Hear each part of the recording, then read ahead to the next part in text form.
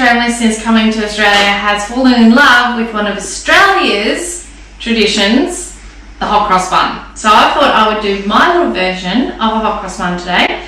So the first part is really important. You're going to start with the milk, the butter and the yeast. So we're going to melt 50 grams of butter and then slowly add the milk. So we want this to get to lukewarm, which is finger warm sometimes as well in some recipes.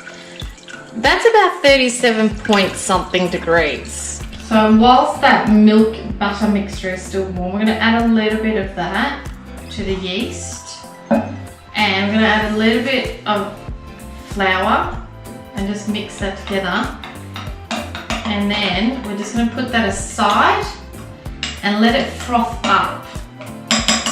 In the meantime, we're going to add some other ingredients to the rest of the milk and butter. So whilst the yeast mixture is frothing away and getting some nice bubbles to it, we're going to add together the other ingredients.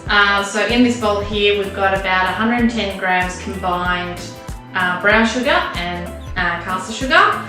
And then we've got 2 teaspoons of mixed spice, which you just buy ready. And then you have vanilla sugar and 2 teaspoons of cinnamon, egg, some lemon rind, which is different to what a traditional recipe is, soaking in some fresh pressed orange juice. That's probably about 2 tablespoons worth there. So what we're going to do is we're just going to mix the dry ingredients together first. Get that in there. Combine it nicely. Well, so we're going to start to add the wet ingredients to it.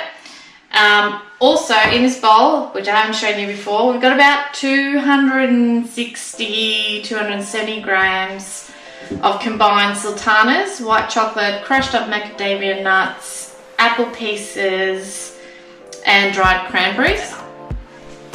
So we're going to combine these things, obviously, the juice and the lemon zest, the 1 egg. Please try and go free range.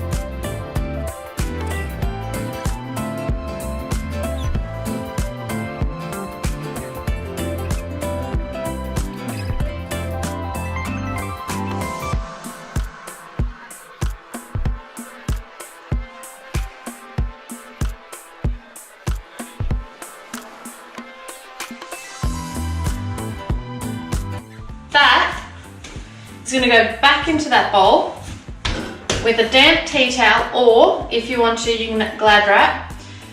Try not to put it in any space where there's like a breeze, because that will obviously affect it. And we need to make sure that it pretty much rises to or proves to double the size.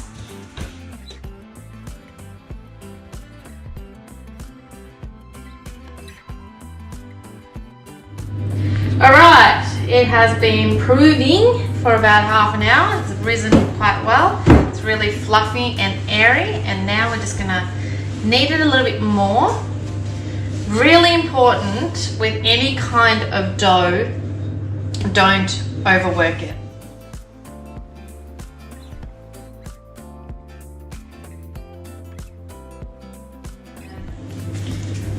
Roll and make some nice little buns like this myself, and then we're going to put them in here.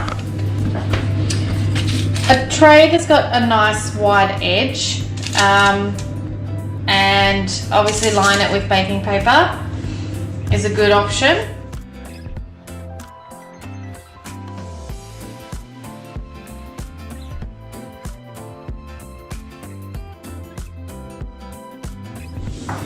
So flour and water is basically the mixture.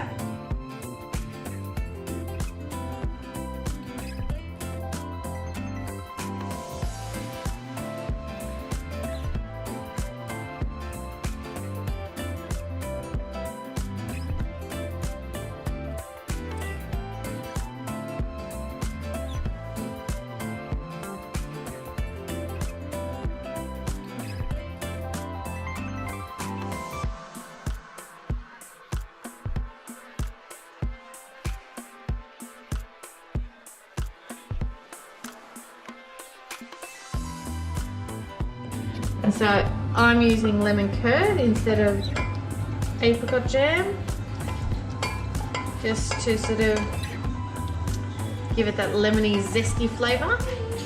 All right, buns are out. And look at them, don't they look great?